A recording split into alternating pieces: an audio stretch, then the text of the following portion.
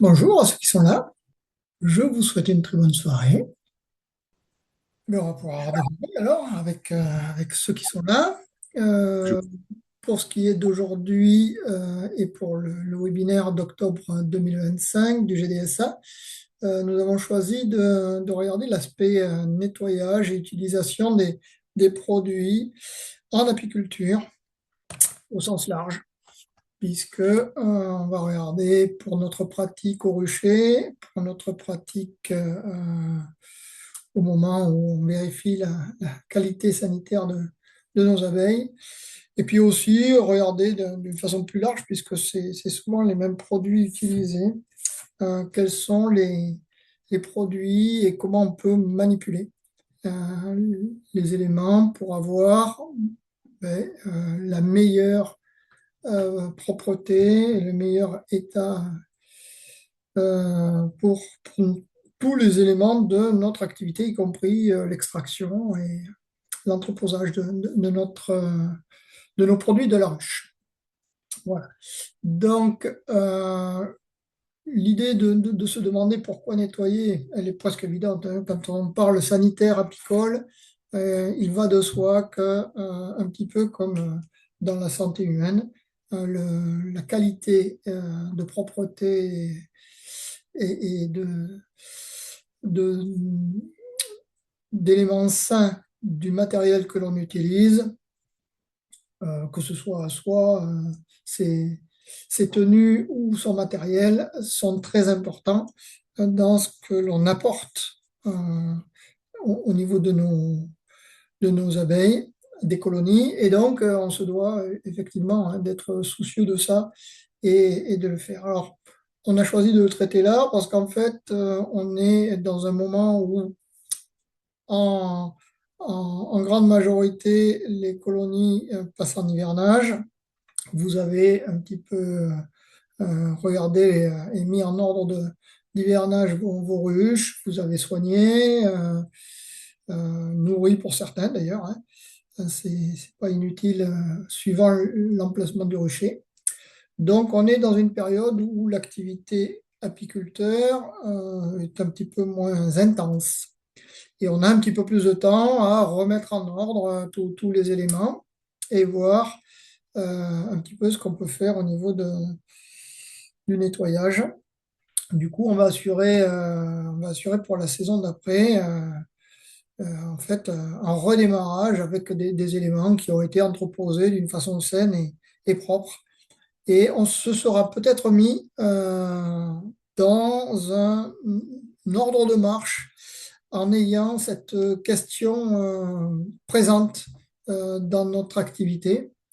Et on verra que d'ailleurs, on peut y laisser des traces dans les différents registres que l'on tient, et notamment le registre de mielerie, pour ceux qui en tiennent un. Alors, pourquoi nettoyer? Alors, encore une fois, il y a presque une évidence là-dedans, puisque on imagine bien que si on apporte des éléments pathogènes à nos colonies, ben, il va y avoir des soucis de santé et l'état sanitaire ne sera pas assuré.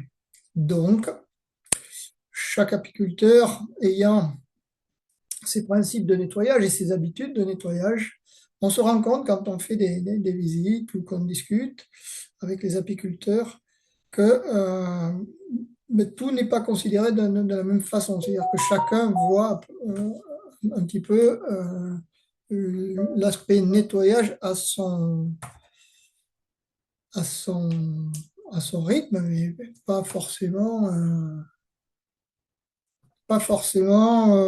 d'une façon très homogène, en fait. Donc la notion de propreté, c'est ce que j'ai marqué, hein, mais finalement propose des réalités bien différentes d'un apiculteur à l'autre. Donc c'était juste pour qu'on soit conscient de d'abord ce qui existe, de ce qu'il est prudent d'utiliser, de faire ou de ne pas faire, qu'on s'y accorde et que dans la deuxième partie d'échange qui va apparaître dans ce webinaire, avec la réception de vos questions ou de vos témoignages, on puisse regarder ce que font les uns les autres et puis avoir une conduite qui est un petit peu cadrée, disons. Et puis s'y tenir et puis avoir comme ça ce que j'appelle les bonnes pratiques en termes de nettoyage, comme on a les bonnes pratiques en termes d'activité sanitaire. Alors, nettoyer, qu'est-ce qu'on va nettoyer? On va nettoyer bien évidemment tout ce qui concerne la colonie, hein, donc les ruches, et puis les couvre-cadres, les cadres, les nourrisseurs. Alors, quand on va pouvoir, c'est-à-dire souvent au moment du changement, on vous parle au printemps, de la visite de printemps, de changer les planchers, les fonds de vos ruches. Ben, c'est à cette occasion-là qu'on va les nettoyer. Donc là, vous devez avoir un petit stock en fonction du nombre de ruches que vous avez euh, dans vos ruchers. Vous devez avoir un stock de planchers qui vous permet de pouvoir les nettoyer, de les entreposer dans de bonnes conditions. Eh ben, on peut imaginer la même chose avec les corps de ruche et puis tout le matériel qui est associé, donc couvre-cadre et nourrisseur. Il y aura à considérer à chaque fois la particularité de l'élément. Un corps de ruche, c'est costaud, c'est souvent en bois, ça peut être en plastique, mais c'est souvent en bois. Mais c'est en bois épais. Et puis, un nourrisseur ou un couvre-cadre a, lui, la particularité d'être plus fin et qui demandera d'autres principes pour le nettoyage. On le verra. Bon, le matériel d'extraction, bien évidemment, ceux qui vous ont servi à récolter votre miel, soit fin de printemps, soit à l'été, soit récemment, s'il y a encore des mielés, peut-être pour vous. Et puis tout le petit matériel, y compris le matériel qu'on utilise quotidiennement au rucher, notamment son enfumoir, son lève-cadre, sa pince si on a des pinces, et puis sa tenue, la tenue d'apiculteur et les gants qui devront être soignés. Donc les points importants que l'on peut institué en fait, hein, c'est de regarder que les traitements ne seront pas identiques et ça dépendra notamment de la nature des matériels, voire des matériaux, hein. Si on a une roche en bois ou en plastique, on n'utilisera pas les mêmes techniques. Euh, et donc, on regardera aussi la nature des produits et des principes actifs en se posant la question de savoir s'il est judicieux de réaliser ces produits soi-même ou de regarder ce qui existe euh, sur le marché, en sachant que si on a un œil rapide sur les distributeurs de matériel apicole, c'est pas le rayon le plus fourni, mais enfin, il en existe et donc on pourra voir comment on s'approvisionne et comment on choisit ses produits et ses principes actifs, par exemple. La quantité aussi de ces principes. Et on va le voir notamment, je terminerai presque la présentation par un petit tableau qui vous résume un petit peu tous les éléments qui peuvent être utilisés, comment on peut les assembler ou les constituer, les réaliser et avec des dosages qui permet de bien préparer ces produits et de ne pas être en surdosage ou en sous-dosage qui nuirait à l'efficacité de son produit. Donc, dans les grands principes, mais ce qui est important, c'est de disposer d'un point d'eau. Alors, autant puisse être fait qu'elle soit chaude, c'est bien mieux, et surtout potable. Il faut qu'elle soit claire et potable parce qu'on ne peut pas nettoyer d'une façon efficace si quand on rince avec une eau qui est souillée et qui est pas claire et potable. Utilisez plutôt des produits autorisés, ce qui veut dire des produits que l'on trouve dans le commerce. L'avantage, je l'ai mis en dessous en illustration, c'est qu'ils vous renseignent d'abord sur la réglementation et sur les dangers qu'il peut y avoir. Je ferai un petit point là-dessus qui me paraît très important parce qu'on va annoncer l'utilisation de produits, mais il faut aussi prendre garde à cette utilisation et le faire en toute sécurité. Euh, le fait d'avoir cette indication et cette autorisation de mise sur le marché, ben, ça veut dire que les industriels ont passé des tests et déclarent au moins, en tout cas, la bonne réglementation en fonction de l'utilisation qu'ils destinent leurs produits. Et c'est important aussi de lire l'étiquette pour savoir si le produit que je pense adapter l'est vraiment par rapport à l'utilisation que j'en fais. On va distinguer deux choses principalement hein, dans cet exposé. C'est ce qui est en contact avec le miel ou les produits de la ruche, pollen, propolis, et ce qui ne l'est pas et qui est uniquement en contact avec les abeilles. Euh, et on verra qu'il faut quand même être bien plus prudent quand ça concerne le miel parce qu'il y a la législation, il y a la DGAL et il ne faut pas rigoler avec ça. Donc, utiliser des produits autorisés et utiliser les quantités adaptées. Et l'avantage, c'est que les quantités adaptées sont marquées sur les notices d'utilisation. Si vous ne les avez pas sur le flacon, vous les avez toujours chez le constructeur, chez le fabricant, sur les notices d'utilisation en fiche PDF. Je l'ai vérifié. Euh, et enfin, comme c'est indiqué dans le PowerPoint, là, pensez à ne pas mettre vos bidons ou vos récipients n'importe où, mais pensez que ces produits ne sont pas inertes. Et donc, il faut penser au recyclage. Alors, le mieux, c'est les déchetteries, parce que les déchetteries euh, ont des endroits adaptés à pouvoir recueillir les contenants qui ont servi.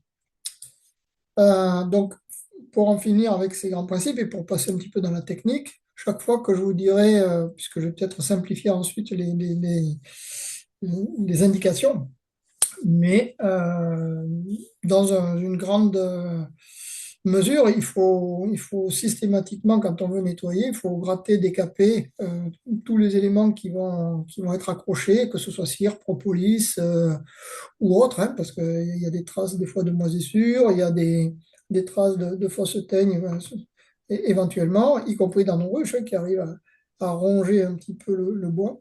Donc ça, c'est important d'abord de bien gratter, que ce soit bien lisse, bien dégagé. Comme ça, on va pouvoir désinfecter avec des produits appropriés. Vous verrez que celui que je préconise, c'est l'eau de Javel, hein, qui tue 100% des virus et des microbes. Donc, on n'a pas besoin d'aller chercher bien loin des produits très compliqués. Et l'eau de Javel fait très bien l'office là-dedans. Et par contre, pensez à rincer, suivant les usages, à l'eau claire et potable. Il y aura des cas où, quand c'est direct avec l'abeille, on n'a pas besoin forcément de rincer, notamment les nourrisseurs, les couvre-cadres, les planchers, le plastique par exemple. Je ne vois pas l'utilité forcée de rincer. Si vous rincez, pourquoi pas. Il faut respecter le temps de maintien de votre produit. Euh, et puis après, ben, vous pouvez rincer. Peut-être que ils seront plus facilement manipulables à main nue. Mais si ça doit rester sur place avec votre pulvérisateur, vous pourrez directement le laisser sans rincer. D'ailleurs, quand on va désinfecter au rucher, notamment les supports, on désinfectera. Si on ne protège pas par-dessus, s'il n'y a pas d'autres produits à envoyer par-dessus, on, on ne va pas rincer obligatoirement. Donc, ce n'est pas une obligation tout le temps. Bien s'organiser pour faire un nettoyage régulier. Alors, c'est au moins une fois par an pour le gros matériel, le matériel qui touche l'abeille, la colonie, etc. Alors, ça ne veut pas dire qu'on change le corps de ruche tous les ans, mais on change le fond, le plancher tous les ans, on le nettoie bien comme il faut, on le désinfecte. Son matériel, c'est plus régulier que ça. Et son matériel de miellerie, le gros matériel de miellerie, si vous l'utilisez qu'une fois par an, ben c'est juste après l'avoir utilisé. Si vous l'utilisez plusieurs fois par an, c'est des petits nettoyages à chaque fois qu'il est en fin d'utilisation. Et puis, minimum, un gros nettoyage, y compris avec des démontages d'éléments qui se démontent pour aller bien chercher partout les scories qu'il y aurait de cire, de propolis ou autre dans ce matériel-là. Donc au moins une fois par an. Et penser, toujours dans les grands principes techniques, de bien séparer les éléments qui ont été désinfectés et nettoyés de ceux qui restent à faire et qui restent souillés. Et dans ces cas-là, être un petit peu ordonné là-dedans pour pas que le matériel qui est souillé ne vienne se substituer ou trop en contact avec le matériel qui a été nettoyé. Voilà. Et pensez à consigner les actions de nettoyage dans le registre de miellerie. Alors, pas forcément dans le registre d'élevage, sauf si vous utilisez des produits spéciaux, mais dont je ne vais pas vous citer aujourd'hui. Donc, si ce n'est des produits qui vous posent question, que vous auriez, euh, pour lesquels vous auriez une inquiétude, et dans ces cas-là, vous le noteriez pour que le TSA, par exemple, dans la visite PSE, puisse vous renseigner là-dessus, pour mémoire, pour information, pour échange. Mais sinon, c'est pas forcément obligatoire dans le registre d'élevage. Par contre, dans le registre de miellerie, ben d'abord, c'est informatif pour vous de savoir, d'avoir une trace des produits que vous avez utilisés. Et puis, c'est informatif pour si vous avez un doute ou s'il y a un contrôle ou quoi que ce soit. Donc, dans le registre de miellerie, pensez à le compléter là-dessus. Pour ce qui est de la désinfection, donc des indications importantes. Tout matériel doit être gratté soigneusement, comme je l'ai dit, lessivé, rincé avant la désinfection, hein, qu'on puisse désinfecter quelque chose de propre, en fait. Parce que la désinfection va plus loin que le nettoyage, hein. On va éradiquer virus, bactéries et autres. Donc, il faut que ce soit, voilà, il faut que ce soit clair, propre et là, on peut désinfecter. Et pensez que toutes ces méthodes, et notamment de désinfection, font appel à des produits et ces produits peuvent être dangereux. Donc, quand vous les manipulez, protégez-vous, que ce soit avec des tenues qui vous protègent. Alors, le mieux, c'est du coton. Et puis, avoir des gants et des lunettes est utile, voire nécessaire pour pouvoir manipuler en toute sécurité ces produits-là. Attention, c'est pas neutre. Alors maintenant, les différents, puisqu'on l'a vu, ça dépend de la nature et du matériau et du matériel. Donc, j'ai classé ça par nature aussi. Donc, le bois d'abord. Qu'est-ce qu'on va utiliser pour le bois? Les gros bois, alors les bois des ruches et des corps pour les os. Donc, comme c'est épais, il faut penser d'abord qu'on va pouvoir le manipuler un petit peu plus facilement. Mais pensez aussi que c'est du bois, hein. Le bois est poreux, c'est des fibres. Et ça absorbe, ça va, il y a éventuellement des, des éléments qui rentrent en profondeur et qui resteraient. Donc, il faut vraiment faire en sorte d'avoir un traitement lourd sur ces dispositifs-là. Euh, Ça le supporte puisque c'est épais. Ne le faites pas sur, par exemple, le chalumeau en forte puissance sur des cadres vous donnera de mauvais résultats. Par contre, vous donnera de très très bons résultats sur les corps et les os et traiter en profondeur, hein. Donc, on gratte d'abord, bien évidemment. Derrière, on peut laver et désinfecter ou désinfecter avec le passage à la flamme. Et dans ces cas-là, on n'a pas besoin de produits, désinfection, rinçage. Le mieux, c'est le passage à la flamme à l'intérieur. Par contre, vous passez à la flamme sérieusement, hein. Je vous l'ai mis dans le petit encart que vous voyez là. C'est vraiment couleur pain brûlé, brûlé, hein. C'est pas juste effleuré, quoi. Et l'extérieur, lavage, désinfection, rinçage. Ce qui marche bien pour le lavage des ruches extérieures, si elles sont peintes ou si elles sont passées à la cire microcristalline ou autre, hein, huile de lin et cire.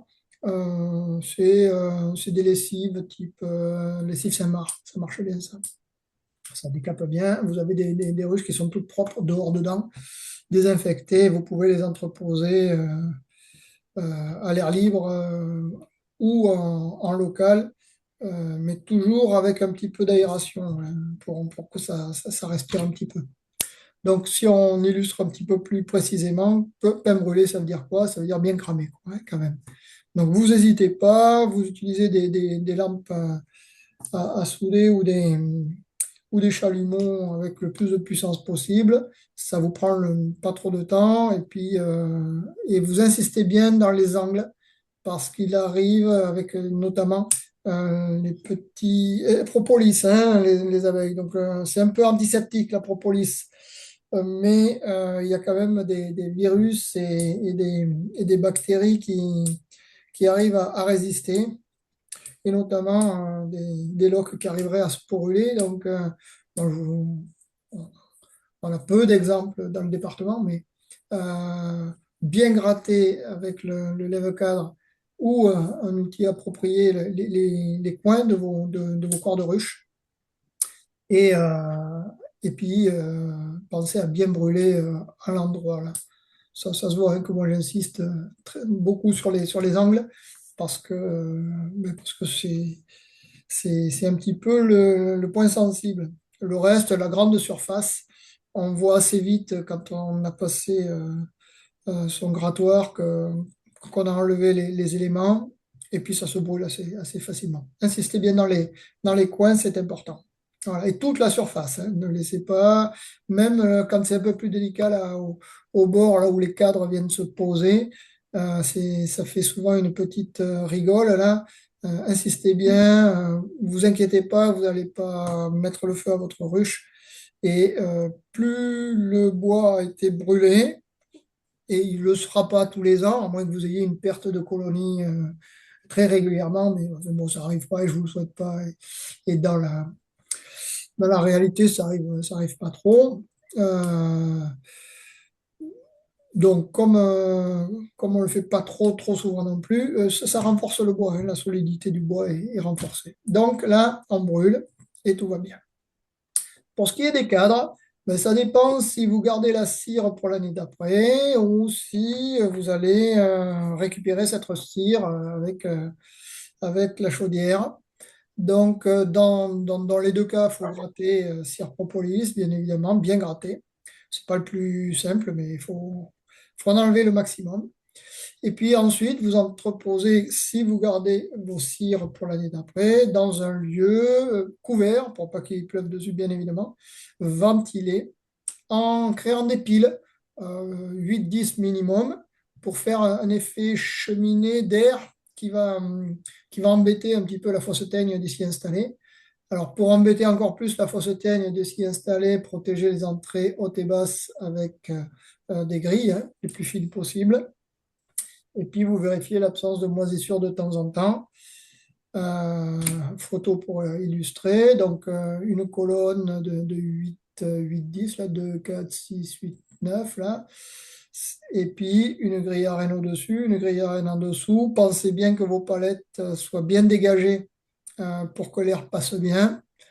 Et là, on a une conservation des cires qui est relativement bonne. On voit les cires sont bien réalisées. Alors quand même, un coup d'œil attentif pour voir s'il n'y a pas la phosphine qui commencerait vouloir y mettre un petit peu quelque chose quand même dedans. Et dans ces cas-là, congélateur pendant quelques heures et puis vous pouvez remettre vos cadres sur votre pile.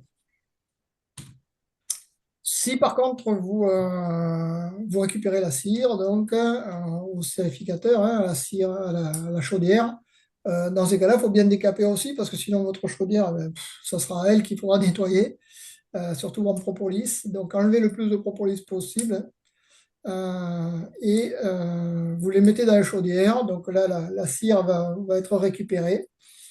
Donc c'est de la vapeur, donc ça passe au-delà de 100 degrés. Donc déjà, s'il y avait beaucoup de bactéries arrivent à être éliminé, hein. Il y a peu de résistance là-dessus, comme on est en température très chaude. Et ensuite, eh ben, les cadres, par contre, ils ressortent un petit peu sales. Il va bien falloir redécaper, cire propolis, soit au Karcher, soit avec des produits. Mais, on verra les produits. Rinçage à l'eau claire et potable, là aussi. Et entreposé dans un local propre et sec. Là, ça peut être mis à l'intérieur. Et en quinconce, vous les mettez en quinconce et vous mettez un gros poids dessus là, pour pas qu'ils se tordent et qu'ils se déforment. Ça évite la déformation. Pour ce qui est des couvre-cadres nourrisseurs planchers, donc le matériel plus fin, éviter la flamme, ça les fragilise. Et surtout, il y a des nourrisseurs qui ont des paraffines ou des cires qui jointent pour pouvoir mettre du sirop dedans. Certains fabricants même utilisent du silicone. Donc, bon, là, la chaleur n'est pas indiquée. Donc, le mieux, ça va être de gratter les cires propolis et de désinfecter avec un produit. Alors, moi, je trouve que le produit le plus adapté, c'est encore une fois l'eau de Javel. Et là, rincer quand votre. Alors, pas forcément du trempage. Pour ces petits matériels-là, en bois, là, vous pouvez asperger avec un pulvérisateur, ça marche très bien. Et dans ces cas-là, rincer si bon vous semble, ou laisser sécher. Et vous pouvez l'entreposer comme ça. Donc là, c'est rincé, mais pas forcément, puisque ça sera en contact qu'avec les abeilles derrière, hein, et qu'elles ne craignent pas. C'est un produit, l'eau de Javel, qu'elles ne craignent pas du tout. Pour ce qui est des éléments métalliques, par exemple vos grilles à rennes, évitez de les gratter parce que des fois, ça modifie l'écartement légèrement, mais ça modifie l'écartement de vos bandes là. Et des rennes arrivent à passer, donc faites attention. Utilisez plutôt un décapeur thermique dans ces cas-là ou le chalumeau, et ça nettoie assez bien, hein. Il y a assez peu besoin de gratter derrière. Vous laissez refroidir, vous laissez gratter, ou vous passez un coup de Karcher, et le tour est joué là-dessus. Et puis pour le reste, en métal, lève-cadre, gratter, désinfecter à l'eau de Javel à chaque utilisation, et même quand vous avez une suspicion, entre deux ruches, quand vous êtes au rucher, hein, donc n'hésitez pas à avoir votre petit pulvérisateur avec vous quand vous êtes en visite ruche, parce qu'il y a des fois, on a un petit doute, et dans ces cas-là, ben, on désinfecte, et c'est rien à faire. Et je vous l'ai dit, hein, l'eau de Javel, c'est 100% des microbes et des bactéries, hein, donc on y va, et des virus. Voilà, eau de Javel, et ça sort nickel tout propre. Vous voyez, il n'y a pas de souci là-dessus. Vérification du matériel que j'ai pu faire avec ça. Pour ce qui est du plastique, lavage à l'eau chaude, attention. Il y a des plastiques qui résistent pas trop au-dessus de 70 degrés, donc, mais il vaut mieux que l'eau soit au-delà de 60. Donc c'est un réglage délicat de la température de l'eau. Essayez de vous faire un petit peu une expérience en touchant votre bain ou, ou l'élément, si vous avez un Karcher à régler, essayez d'être le plus fin possible, parce qu'il y a quand même des matériels qui arrivent à souffrir à plus de 70 degrés. Donc attention. Sur ce qui est de la pression, 60 bar max, hein, sinon vous arrivez à avoir des problèmes de dégradation de votre matériel. Pensez à désinfecter, rincer à l'eau claire et potable. Et si vous avez du petit matériel, dans ces cas-là, prenez une bassine d'eau chaude avec simplement un produit lave-vaisselle que vous allez rincer. Et votre matériel, s'il a été gratté, on pourra considérer qu'il est nettoyé comme il faut, à désinfecter si besoin. Alors dans ces cas-là, pour ce qui est du petit matériel, vous pouvez aussi désinfecter avec les produits du marché qui sont utilisés dans les grandes surfaces de bricolage, par exemple, pour désinfecter, et qui eux aussi garantissent 99,9% des virus tués. Et ça marche bien aussi, hein. Donc n'hésitez pas. Et en partie mielerie, pour être complet, le verre, en fait, pour être complet dans les matériaux. Et là, le verre, il va falloir avoir une propre très, très, très soutenue, très rigoureuse, hein, parce que c'est souvent là qu'on conditionne le miel. Et donc, on est sujet à distribuer ses pots avec son miel. Donc là, il faut vraiment qu'il soit impeccable. Je préconise de passer dans la mesure du possible, hein, pour ceux qui ont que quelques centaines, enfin, des centaines de pots, bon, ça marche pour plusieurs centaines de pots, c'est de passer systématiquement au lave-vaisselle avec un produit bactéricide. Le produit bactéricide que j'utilise, moi, c'est le Sanitol. 2 fuites de Sanitol industriel dans la cuve du lave-vaisselle, en plus du produit. Et je mets un coup de rinçage supplémentaire sans produit, lave-vaisselle, pour enlever le fameux produit de rinçage, quoi, qui peut être toujours un peu présent au niveau des pots. Et ça marche très très très bien. Au-delà de ça, à l'extérieur, le rucher, il ne faut pas l'oublier. Notamment les supports. Certains utilisent des parpaings avec des bastings, d'autres des parpaings c'est tout, d'autres des supports métalliques. Mais ça se nettoie aussi, ça se désinfecte. Donc, nettoyer, si c'est métallique, vous le grattez à la brosse. Si c'est des parpaings, vous le grattez à la brosse chien-dent ou autre, que la propolis soit partie, les résidus de cire, quand ça a été un petit peu euh, gratté par les abeilles et mangé par les abeilles. Et une fois que vos parpaings ou vos bastings soient bien propres, dans ces cas-là, avec un pulvérisateur, un gros pulvérisateur, vous nettoyez tout ça à l'eau de Javel. Et vous aurez un emplacement et un support pour vos abeilles qui sera sûr pour elles. En sachant que sur les supports, c'est assez rare que les abeilles y aillent. Euh, et donc, on n'a pas trop de contact abeilles-support. Mais enfin, bon, pensez que euh, de le nettoyer aussi, comme ça, vous avez fait la totale. Pour la miellerie, quand vous enregistrez, voilà. Donc, on a été à la miellerie. Donc, ça veut dire qu'on a fait une demi-heure. Un petit peu plus. La miellerie, donc, pensez à ne pas utiliser du style en bois. Je l'ai encore vérifié en préparant cette présentation. Effectivement, c'est banni pour ce qui est de l'utilisation en production de produits alimentaires. Donc du métal. Et le métal, attention, c'est aussi réglementé. Il faut utiliser autant que faire se peut, sauf si vous avez du vieux matériel, mais de l'acier inoxydable, que ce soit pour vos extracteurs, pour maturateurs, etc., ou pour votre petit matériel. Pensez à l'acier inoxydable. Alors, les deux normes alimentaires, c'est les AISI 304 ou 316. Ça, c'est tout simplement les natures d'acier inox. Mais dans le commerce, de toute façon, quand on vous propose du matériel en inox, c'est qu'il respecte ces réglementations de normes alimentaires. Donc, vous n'avez pas forcément besoin de vous en soucier, mais pensez à privilégier l'acier inoxydable. L'acier galvanisé n'est pas interdit stricto sensu, mais il doit être recouvert d'une peinture de qualité alimentaire. Il ne peut pas être laissé comme ça à nu.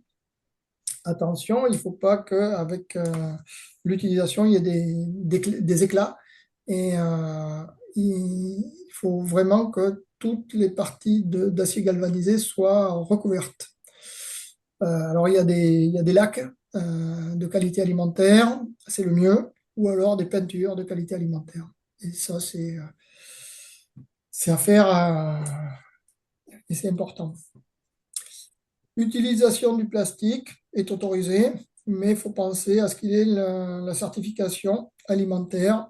Donc, c'est des propylènes, polypropylène, pardon, notamment, et ça se voit avec le logo, avec un verre à la fourchette, là, qui dit que le dispositif est autorisé dans l'utilisation alimentaire. C'était le cas de pas mal, alors c'est le cas de tous les seaux qu'on trouve chez les distributeurs de matériel apicole. Hein, vous regarderez dessous. Et c'était le cas aussi de certains seaux pas trop chers qu'on trouvait aussi dans les grandes surfaces de bricolage, le Roi Merlin, Brico, Castorama, etc. Mais ça ne l'est plus. Vérifiez donc vos versions de seaux parce que si vous avez, comme certains, euh, des seaux ancienne génération, ça marche. Les seaux nouvelle génération, ils ont enlevé le logo et ils sont plus qualité alimentaire. Donc, soyez attentifs à ça. Ça veut dire tout simplement qu'il y a migration de certaines molécules, compris dans les mélanges plastiques, qui arrivent à migrer dans le miel. Et ouais, ça pose problème, en fait. Euh, Montre-moi. Alors, quand on a fait le tour de ces matériaux et de ce qui pouvait être utilisé, j'ai fait un petit récap que Jean Raydon nous avait préparé pour nous, les TSA, qu'on puisse venir voir les adhérents et leur laisser ce petit tableau pour voilà, qu'ils aient un petit rappel et un mémo de ce qu'ils peuvent utiliser quand, comment. Et on va juste le détailler rapidement. Donc, suivant les produits que vous voyez sur la première colonne, là, la chaleur sèche, par exemple, qui est autorisée en appui bio. Hein. Qu'est-ce qu'on va pouvoir désinfecter avec ça? Ben, le bois, le métal et faire de la désinfection, en sachant que le bois, c'est le bois un peu épais quand même. Hein. Mode d'emploi, passage soigneux de toutes les surfaces à la flamme jusqu'à teinte pain brûlé, comme je l'ai dit tout à l'heure, pour tout le monde. La cire microcristalline, qui peut être utilisée notamment en désinfection et surtout en traitement des bois. Bon, mais là, il faut avoir un professionnel qui a l'équipement, ou si on est professionnel, se doter de l'équipement. Donc, c'est 15 minutes dans la cire microcristalline qui sera maintenue à 130 degrés. Donc, soit vous avez une entreprise qui vous fait la prestation, soit vous êtes pro et puis vous êtes équipé. Mais c'est pas quelque chose pour tous les apiculteurs. Là. Faut avoir un nombre de ruches conséquent pour pouvoir s'équiper. Les rayons GABA, c'est encore pire. Enfin, c'est encore pire. C'est une prestation, souvent dans des entreprises spécialisées. Enfin, pas souvent, tout le temps, dans des entreprises spécialisées. C'est demander des devis dans ces cas-là. Avec le transport du matériel, c'est une solution relativement coûteuse, mais très, très, très efficace, obligatoire pour certains cas de figure, notamment quand vous importez du matériel, notamment pour la Nouvelle-Calédonie. Je sais que ça doit être passé à ce genre de traitement pour la désinfection, notamment, et la stérilisation. Donc là, c'est très efficace, mais c'est plutôt cher. Donc, ça ne s'adresse pas à tout le monde. On va rester sur les solutions accessibles à tous. L'eau de Javel, autorisée en apiculture biologique, hein, sans problème. Qu'est-ce que ça nettoie? Ben, tout. Le bois, le plastique. Le bois, ça va se l'imprégner un petit peu et puis il va l'absorber, il n'y a pas de souci. Plastique, métaux, petit matériel, etc. Donc là, pensez à tremper. C'est pas juste un chiffon ou une éponge et je badigeonne, mais pensez à tremper votre matériel dans l'eau de Javel. Alors à 0,5% de chloractif, je vous montrerai comment on réalise un bain à 0,5% de chloractif. Vous achetez pas 5 litres de Javel prêt à l'emploi au magasin et vous bassinez pas là-dedans. Hein. Vous allez voir qu'avec 5 litres, hein, on fait beaucoup plus. Nous. Donc, c'est moins concentré en chloractif que ce qui est vendu dans le commerce. Et donc, je vous montrerai comment on fait la dilution. Alors, la soude caustique, alors c'est dans le tableau. Pour ce qui est de la soude caustique, euh, c'est dangereux quand même comme utilisation, c'est très délicat. Donc, c'est possible hein, de l'utiliser. Prenez beaucoup de précautions, notamment lunettes et gants. Hein. Mettez toujours la soude dans l'eau et jamais le contraire, hein, jamais l'eau dans la soude, ça peut être dangereux. Euh, et préférez, si vous voulez plutôt être dans cette gamme de traitements, utilisez plutôt les cristaux de soude en droguerie qui vont faire de la lessive de soude et qui vont être moins dangereux et qui auront une efficacité tout aussi remarquée, hein. Donc, voilà, utilisez plutôt de la lessive de soude avec les cristaux de soude plutôt que de la soude caustique qui est un petit peu plus dangereuse des- à utiliser avec des pincettes pour ceux qui savent bien faire, quoi. L'acide acétique, qui lui aussi est autorisé en culture biologique. Donc là, ça nettoie notamment les os, les corps, et notamment avec les spores de noséma ou de fausses teignes. Donc, utilisez pas mal quand vous avez des problèmes sanitaires. Et là, vous mettez 2 millilitres d'acide acétique à 80% par litre de volume à traiter. Et ça, vous le laissez longtemps, hein, 7 à 8 jours. C'est un traitement long, hein, en fait. Mais ça vous résout les problèmes de sport. Et les spores, ce sont très, très, très difficiles à tuer, hein, y compris Javel arrive pas forcément. Ils sont très résistants. Donc là, il faut y aller avec l'acide acétique. Vous pouvez demander un conseil à votre TSA. Vous l'avez sur le site du GDSA, le TSA de l'AFNOSAD, sur le logiciel de l'AFNOSAD. Vous prenez contact avec lui, il vous aidera à faire ce traitement si besoin. Voilà. Et les mèches de soufre, si vous avez de la fausse teigne, dans les colonnes là que je vous ai montré de hausse, vous pouvez faire brûler toutes les 3 semaines des mèches de soufre là, et puis ça évite, ça éloigne et ça enlève les, euh, les fausses teignes qui ont commencé à coloniser vos cadres. Alors, pour la réalisation de, euh, de la javel, donc pour faire 5 litres d'eau de javel à 0,5% de chlore actif, on va prendre 1 litre d'eau de javel à 2,6, c'est celui que vous avez dans le commerce, et vous mettez 4 litres d'eau. Ça vous fait 5 litres de mélange. Et avec ces 5 litres de mélange, vous faites votre bain et vous trempez. Et pour le reste, vous pulvérisez et vous regardez quand ça commence à s'évaporer, si c'est à l'air libre, vous revenez, vous repulvérisez à peu près pour qu'il y en ait pour 30 minutes d'humidité, d'eau de javel humide sur votre matériel. Et si vous utilisez des berlingots, alors avec une précision, hein, que je vous donnerai, que le berlingot se tient moins dans le temps que les litres d'eau de javel, puisqu'il est plus concentré en fait. Il est à 9,6% de chlore actif. Et dans ces cas-là, vous prenez un berlingot, vous le mettez dans une bouteille d'1 litre, vous remplissez le reste avec de l'eau, et puis après, vous faites vos 4 litres d'eau, enfin vos 5 litres avec 4 litres supplémentaires dans un bidon de 5 litres. Et du coup, vous avez votre eau de javel à 0,5%. Petite indication, donc ça rappelle ce que je viens de dire. Petite indication sur le temps que je peux garder mon mélange, en fait, mon eau de javel. Alors, si vous regardez les dates de péremption sur les berlingots, elles sont toujours relativement courtes, hein. Donc, achetez déjà des berlingots avec des dates de péremption qui ne sont pas dépassées, parce qu'on en trouve, hein, dans les magasins. Donc, achetez des berlingots qui ont encore une date de péremption valide.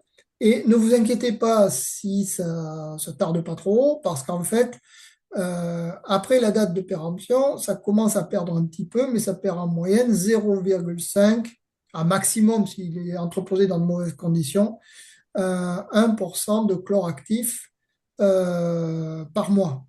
Donc, vous avez encore quelques jours, quelques semaines avant de faire votre mélange éventuellement. Et une fois que votre mélange est fait et que vous avez 5 litres à 0,5% de chlore actif, là, vous le fermez bien, vous le mettez dans un endroit tempéré et à l'abri de la lumière. Il peut tenir jusqu'à 2 ans. Donc, vous inquiétez pas. Voilà. Mais soyez attentif à ça, c'est quand même une notion importante que le temps c'est pas vitam aeternam, quoi, en fait. Et donc, il y a une durée limitée. Donc, si on résume le matériel, hein, il nous faut quoi? Il nous faut un chalumeau, un plus gros ou un plus fin, un spray avec de la javel à 0,5 et puis éventuellement de la lessive Saint-Marc pour bien nettoyer, du produit du commerce là qu'on trouve chez les commerçants, distributeurs de matériel apicole. C'est à peu près les seuls produits qu'on trouve d'ailleurs, hein. J'ai encore fait des recherches sur Internet. Il y a pas grand-chose. Il y a le fameux nettoyant propolis. Alors, il y a un acide euh, euh, qui, euh, qui n'a pas été mis dans le tableau, que vous pouvez aussi tester et utiliser, qui n'est pas dangereux à conserver et que vous pouvez utiliser pour votre mielerie si vous avez des tâches notamment de propolis, etc., ou détacher vos gants, etc. C'est l'acide oxalique qui est facile à trouver aussi et que vous pouvez utiliser soit en cristaux, soit en lessive. Vous dissolvez vos cristaux dans une bouteille avec assez peu d'eau pour que ce soit une lessive assez épaisse en fait. Et puis ça marche très bien. Ça marche vraiment très très très bien, l'acide oxalique. À prendre aussi avec toutes les précautions d'emploi. Petite information, et j'en termine là, puisqu'on a utilisé des éléments de produit, pensez que vous pouvez utiliser, et ça c'est chez des distributeurs Oui, Yvan. spécialisés, notamment en produits labellisés pour l'industrie, Comment, comment? pour les Attends, collectivités. je coupe le son de l'ordi, là. Je sais pas Euh, comment d'ailleurs. Pensez que vous pouvez utiliser Euh, ces produits, les commander, mais et non. pensez aussi à aller voir la documentation, hein. Là, un produit de nettoyage pour les cuisines, en fait, pour faire la plonge, hein, qui peut être utilisé aussi pour nettoyer les surfaces. Et il est bien dit là qu'il est conforme à l'arrêté du 19/12/2013, modifiant l'arrêté de 99, qui est relatif aux procédés et produits utilisés pour le nettoyage des matériaux et objets destinés à entrer en contact avec les denrées. Alors ça, c'est important parce que la javel, pas du tout, hein. N'utilisez pas la javel dans la miellerie, hein. C'est pas considéré, autorisé pour rentrer en contact avec les denrées et notamment avec le miel. Donc, éviter la javel dans la miellerie et donc utiliser des produits du commerce et regardez bien la notice, c'est important. Voilà. Quand on utilise des produits, lisez bien les étiquettes, hein, soyez attentifs à votre santé parce que c'est important. Donc, bien regarder sur le produit l'étiquette, c'est très explicite et c'est dit en pictogramme et c'est dit en toutes lettres toujours sur le produit et pensez à le regarder parce que à mettre des gants quand c'est corrosif, à ne pas le mettre dans Ils vont les appeler.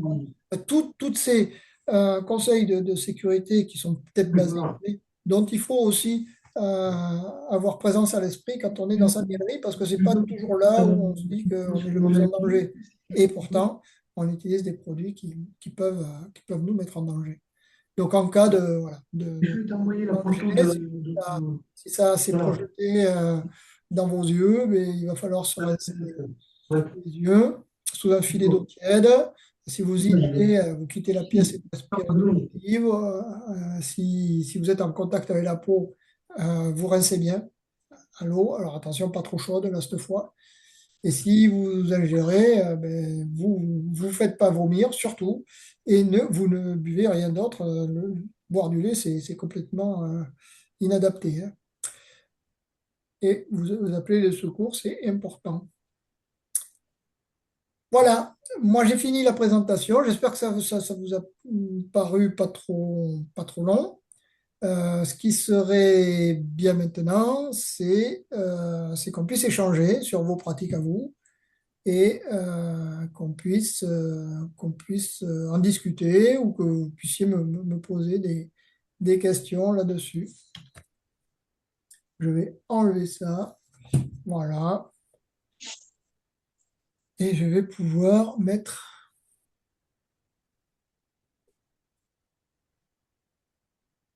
Est-ce que vous pensez que je n'ai dit que des banalités ou il y a des éléments qui ont pu vous apporter une information?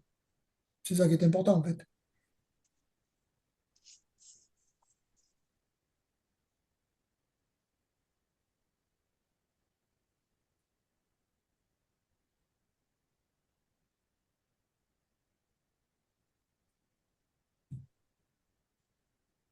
Non, il n'y a personne. Tout le monde me laisse tout seul. Est-ce que quelqu'un, là, sur les 10, donc, utilise Hmm. un produit que je n'ai pas cité, par exemple? Non. Ouais, je me posais la question sur l'eau de Javel à 0,5% qu'on utilise à tout va et si jamais c'est encore humide, les abeilles, qu'est-ce qu'elles en font? Enfin voilà, si jamais les abeilles qui viennent lécher tout ça. Alors, les abeilles, d'expérience, sont pas gênées par l'eau de Javel, surtout à 0,5%. C'est pas de l'eau de Javel à 4,6 ou à 9,6. Elles sont même un peu friandes de l'odeur de l'eau de Javel et ça ne les gêne absolument pas. Et j'ai pas vu d'incommodation d'abeilles isolées ou de colonies embêtées par de l'eau de Javel. Vous, oui? Vous, non, il n'y a pas. Alors, quand je parle d'asperger et de maintenir un petit peu humide sur les 30 minutes le matériel, c'est que j'ai mis mon matériel un petit peu dans dans un endroit normalement un petit peu éloigné du rucher et je fais mon nettoyage dans cet endroit particulier. Je ne vais pas au milieu du rucher faire le nettoyage de mes planchers ou de mes corps ou autres. Par contre, quand on nettoie son lève-cadre entre deux visites de deux ruches dans le même rucher parce qu'on a une suspicion, là, vous inquiétez pas, il n'y a aucun souci. C'est en ce sens-là que je dis que j'ai jamais vu que ça les embêtait parce que parce que on n'est pas à proximité immédiate, en fait. Mais il y a quelques abeilles qui viennent voir ce qu'on fait et ça ne les dérange absolument pas qu'il y ait de l'eau de Javel sur les corps ou sur les planchers, sur les fonds, hein. Ouais, elles s'y posent et il n'y a pas de souci. D'ailleurs, le chlore, elles aiment bien, hein. Les piscines, elles aiment bien. Ça ne les dérange absolument pas. Pour ce qui est du matériel miellerie, moi, j'hésite pas à utiliser les produits du commerce, notamment le Sanitol, plutôt que. Alors, parce que miellerie, j'utilise absolument pas l'eau de Javel. D'abord, parce que j'ai été agent technique dans des conserveries et que j'étais responsable de l'état sanitaire des machines et c'était proscrit et il fallait absolument pas qu'il y ait de traces de Javel sur les machines, hein. Donc, j'ai gardé cette habitude et je vous le conseille, hein, d'utiliser plutôt des produits neutres. Alors, l'indicateur intéressant pour choisir son produit, et notamment sur Internet, si vous allez sur des sites de distributeurs, vous faites produits pour désinfecter. Il y en a qui sont spécialistes notamment pour la réalisation de la bière, parce que la bière est dans son process de production, ne supporte pas les bactéries et tourne très vite en fait. Et donc vous en trouvez chez les distributeurs de matériel pour faire sa bière, des produits comme ça pour désinfecter son matériel. Euh, L'indicateur, le logo qui est intéressant à remarquer, c'est le logo qui dit HACCP. Et là, ça veut dire qu'il peut être intégré à une démarche. HACCP, c'est une démarche, hein, qui dit marche en avant et toujours faire du propre vers le sale et que ça se mélange jamais, quoi, en fait. Donc, c'est une démarche qui est utilisée dans les restaurations collectives, restauration, etc., hein, dans divers éléments de production de produits alimentaires. Et quand vous avez ce logo-là sur le produit, vous pouvez avoir confiance en son utilisation. Alors évidemment, l'utilisation des produits est soumise à bien respecter aussi le dosage. Parce qu'on peut utiliser un produit qui est adapté, mais il ne faut pas en mettre trop non plus, puisque après on trouve des résidus en fait. Et c'est pour ça que systématiquement dans mes présentations, vous avez vu que je finissais par rincer à l'eau claire et potable pour essayer de limiter les résidus que vous pouvez trouver éventuellement dans le miel après, quoi, tout simplement. C'est ce qu'on cherche à avoir, un miel le plus sain possible, avec le moins d'agents extérieurs possible, y compris des agents chimiques de désinfection, quoi.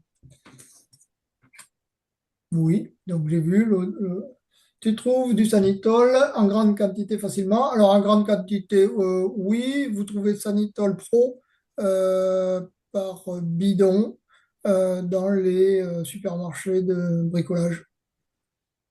Et après, chez Proliant, par exemple, les distributeurs de matériel pro, ça se trouve en quantité un petit peu plus industrielle, ouais, sans problème, ouais. Eh bien, j'étais ravi de pouvoir faire cette présentation sur un sujet qu'on traite pas souvent, qui est le nettoyage. J'espère qu'il vous a apporté des informations. En tout cas, n'hésitez pas à communiquer si vous avez des expériences intéressantes, même en temps différé, il n'y a pas de souci, hein. Donc, on a gdsa47@gmail.com. Vous pouvez toujours nous envoyer des témoignages, il n'y a pas de souci, on en tiendra compte. Sachez que cette présentation sera bientôt disponible sur notre site internet et que vous pourrez la visionner là aussi en temps différé et à tête reposée, si bon vous semble. En tout cas, moi je vous dis bonne soirée, à bientôt dans un mois pour un nouveau webinaire. Merci à tous et à toutes. Au revoir.